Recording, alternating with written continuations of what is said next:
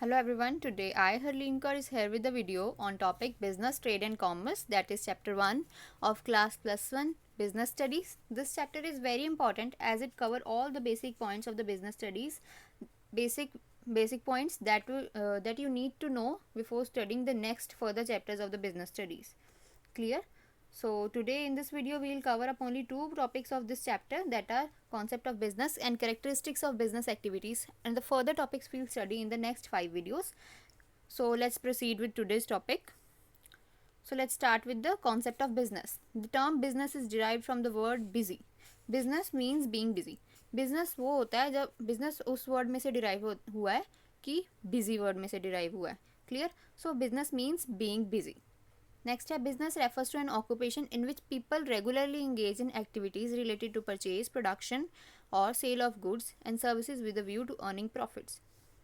Business एक ऐसा occupation है जिसमें लोग जो है एक ही एक्टिविटी को रेगुलर बेसिस पे परफॉर्म करते हैं, जैसे वो परचेज, प्रोडक्शन और सेल ऑफ गुड्स के साथ ही मोस्टली रिलेटेड होती हैं. मेन मोटिव बिजनेस का होता है हमारा प्रॉफिट्स अर्न करने का, मनी अर्न करने का. ये एक्टिविटीज़ जो सारी हैं परचेज, सेल, प्रोडक्शन, एक्सचेंज के अराउंड ही रिवॉल्व करती हैं. ये सारी होती हैं एक तो प्रॉफिट अर्न करने के लिए और दूसरा लोगों की नीड्स को सेटिस्फाई करने के लिए. क्लियर? नेक्स्ट है types of activities. Economic activity and non economic activities are the types of activities. Economic activity are those by which we can earn our livelihood. Economic activities वो activities होती हैं जिससे हम अपना लाइवलीहुड अर्न करते हैं. Livelihood means अपनी रोज़ी रोटी कमाते हैं, अपने खर्चों के लिए, अपनी नीड्स को सेटिस्फाई करने के लिए हम मनी अर्न करते हैं. क्लियर? इसका एग्जांपल है जो एक वर्कर है वो फैक्ट्री में वर्क कर रहा है अपना लाइवलीहुड अर्न करने के लिए. डॉक्टर अपना क्लिनिक चला रहा है, वो भी अपना लाइवलीहुड अर्न कर रहा है. Clear? So these are economic activities.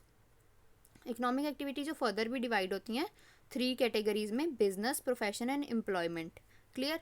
Non economic activities कौन सी होती हैं? Non economic activities are performed out of love, sympathy, sentiment और patriotism etcetera. Non economic activities वो एक्टिविटीज़ होती हैं जिसका हमारा मोटिव मनी अर्न करने का नहीं होता, लेकिन हम उसे सिर्फ सिंपथी, अपनी फीलिंग्स, अपने पेट्रोटिज्म की वजह से परफॉर्म करते हैं. क्लियर? जैसे कि हमारी मदर्स जो हैं हमारी फैमिली के लिए खाना बनाती हैं, वो नॉन इकोनॉमिक एक्टिविटी है. क्लियर? जो एक बॉय है एक आदमी को सड़क क्रॉस करने के लिए हेल्प कर रहा है, तो वो भी नॉन इकोनॉमिक एक्टिविटी है. Clear?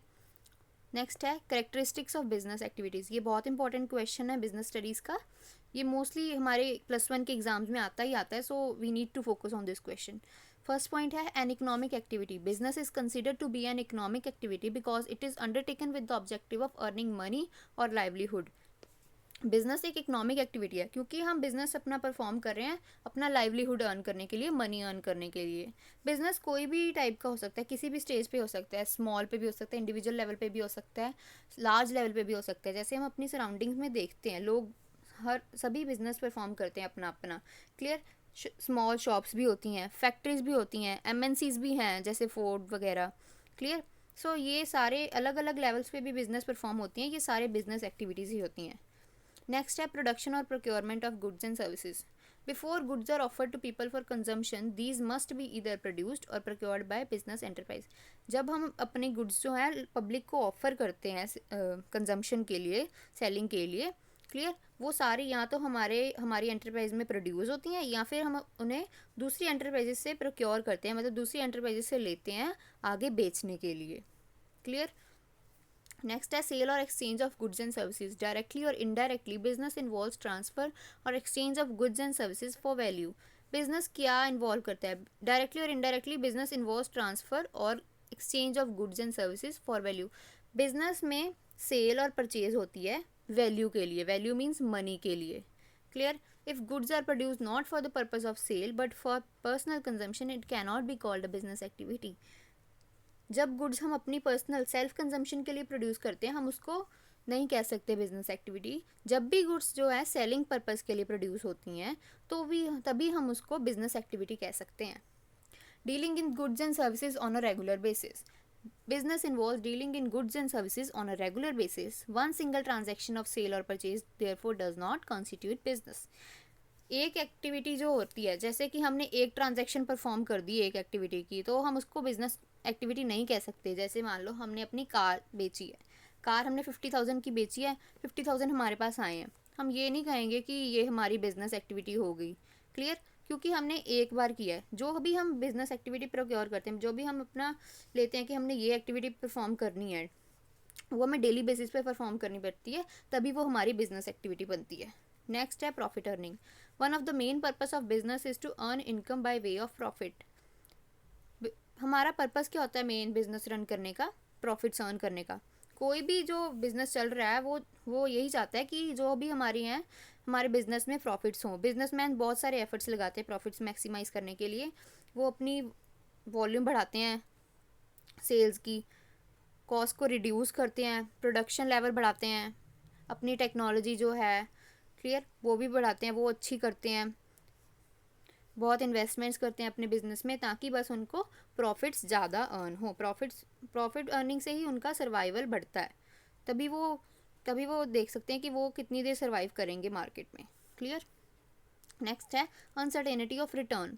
Uncertainty of return refers to the lack of knowledge relating to the amount of money that the business is going to earn in a given period. Uncertainty of return होता है कि हमें जब भी हम कोई business run करते हैं हमें उसमें पता नहीं होता कि हम कितने टाइम में कितनी अमाउंट हम अर्न कर लेंगे अपने बिजनेस के।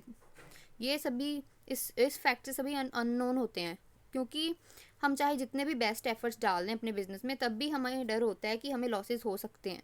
क्लियर? नेक्स्ट है element of risk. Risk is the uncertainty associated with an exposure to loss. जब भी हम कोई बिजनेस स्टार्ट करते हैं तो हमें श्योर नहीं होता कि हमें कितने प्रॉफिट्स होंगे या फिर हमें कितना रिस्क आएगा, कब रिस्क आ सकता है। क्योंकि रिस्क बहुत सारे फैक्टर्स से आता है, जैसे कि कंज्यूमर का टेस्ट चेंज हो सकता है, मार्केट में कंपटीशन बढ़ सकता है, जैसे जब कोई न्यू प्रोडक्ट लॉन्च होता है मार्केट में।